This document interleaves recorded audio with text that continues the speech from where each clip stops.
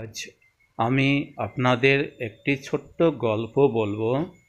একদিন আমি বাইক নিয়ে বাড়ির থেকে বেরিয়ে টিউশনে যাচ্ছিলাম। তখন ছিল পুরা বৃষ্টি, বর্ষাকাল, ঝমঝম করে বৃষ্টি পড়ছে। অর্ধ রাস্তায় দেখলাম একটি লোক, তার পরনে লুঙ্গি, সে একটি ৮-১০ বছরের বাচ্চাকে পিঠে নিয়ে কোথাও যাচ্ছে।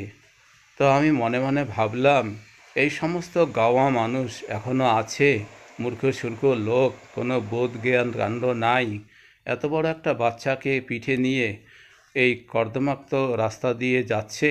এই মানুষগুলোর জীবনে পরিবর্তন হয় না। বলতে বলতে আমি বাইক সহ একদম একটা বড় ডাবরিতে পড়ে গেলাম।